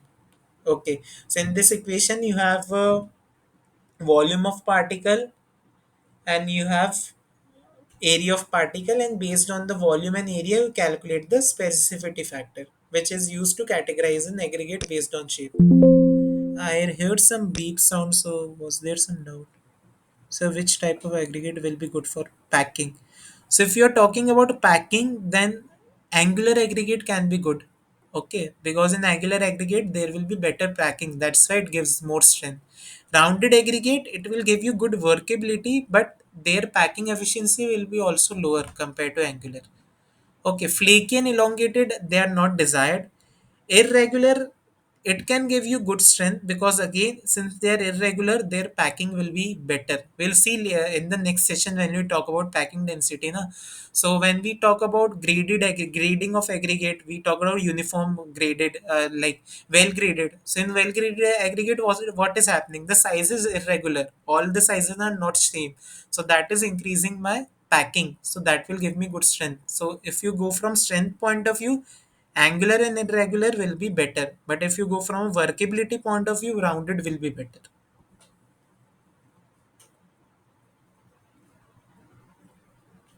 Who have played a role of aggregate in concrete? That is what we are discussing right now, no? So Sanjay, you can just type in the chat box. We'll discuss. Or later on after the session ends, we'll talk. Okay. So this shape of aggregate has a role. The grading of aggregate has a role. The surface texture of aggregate has a role that we are talking right now. Okay. Now I have one question here for you. We talked about volume of aggregate and area of aggregate. But suppose we have a round aggregate, then it is easy to determine. But suppose we have a very flaky aggregate or an irregular aggregate, how you will measure the volume? Okay. So for measuring the volume of a irregular aggregate, there are two methods. Okay, first method is known as water displacement method, which is based on Archimedes principle. Okay, so this is just an additional content. It is what, no, it was not a part of your course, but I am just saying so that you are clear. Okay, so how to measure volume of irregular aggregate? First method is Archimedes principle based on water displacement. So in this, what we do, we will fill a cylinder with a known volume of water. Suppose V1 amount of water I have filled in a cylinder, and we will immerse the aggregate particle completely inside the water, and will again take the volume recording. Okay, so the change of weight in the volume, that is the amount of water that has been displaced by the aggregate, and that will use to calculate the volume of my aggregate. Okay, so this is how we can measure the volume of aggregate.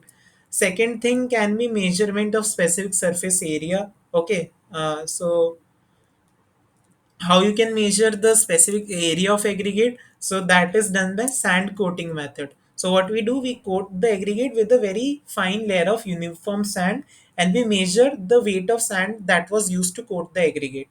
Now we know the bulk density of sand, so we can calculate how much approximate area, surface area is there of a aggregate. So this is how we can calculate the area of a irregular aggregate. So these are some additional things. You can also read them on your own, or if you have any doubts on these topics further, you can ask me later on after the session, or maybe in the next session. Okay, now the final classification of aggregate is based on surface texture. Okay, so in surface texture refers to the roughness or the smoothness of aggregate particle, surface of the aggregate particle, which can influence the bonding strength, workability, and water demand in concrete. Okay, so crushed stone have a rough texture, which is preferred in high strength concrete because they can generate better packing inside concrete. Smooth river gravels, they are used for when workability is my priority, and porous aggregate should be pre-wetted to avoid any excessive water absorption in concrete. So this is how my surface texture can affect the performance of concrete. So in general, we have six classification of aggregate based on surface texture. Also, there is glassy aggregate, which is very smooth and non-porous. Okay, we have smooth aggregate, which are polished aggregate. We have granular aggregate, which contains small grains visible, which are visible to our naked eye also. We have rough aggregate, which have irregular pitted surface. We have crystalline aggregate, which has a distinct crystalline structure and a moderate roughness. And we can have honeycombed or porous aggregate, which can contain some open pores and cavities. And what is the effect that we saw in these 3 points? So rough texture will improve the strength. Smooth texture won't improve the strength, but it will improve the workability.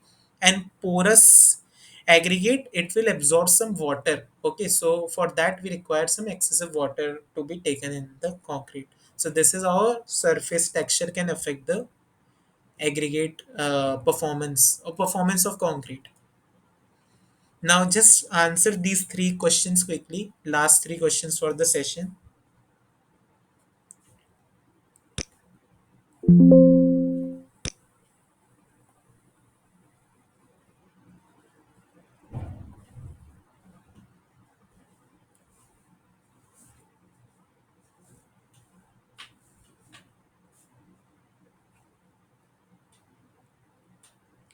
Okay, the answer should be very easy for you people now, since we have categorized aggregate based on shape, size, and texture. So these questions are mainly based on shape and texture, I guess, and not size. Huh? There's no question on size.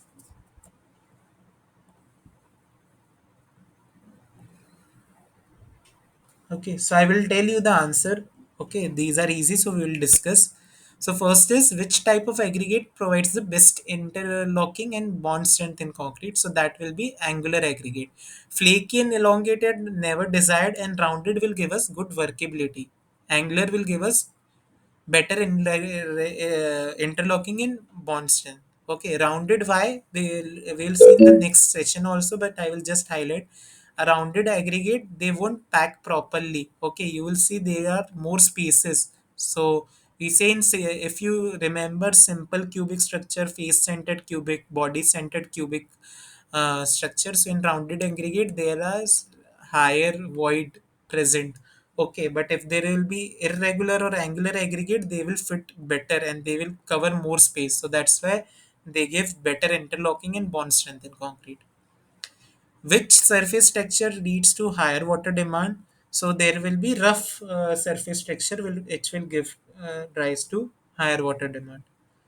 Elongated aggregate affect concrete property by weakening the concrete structure. Okay, this is the answer. In elongated particle, what is happening? There is a plate like structure they have. So in between two aggregates, these plates can form a slipping plane through which crack can easily propagate, and we can have a weak concrete. Okay, any doubts in these three questions?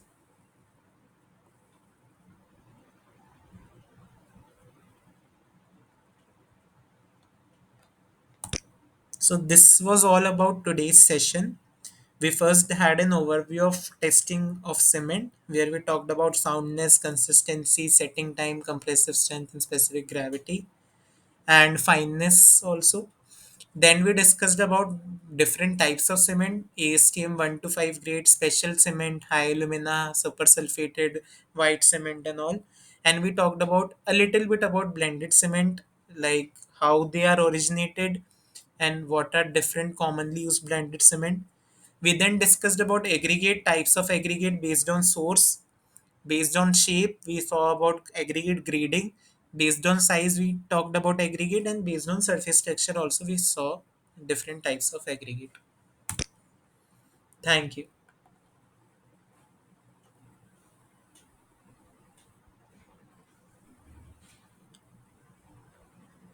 Okay, so this was all for today's session.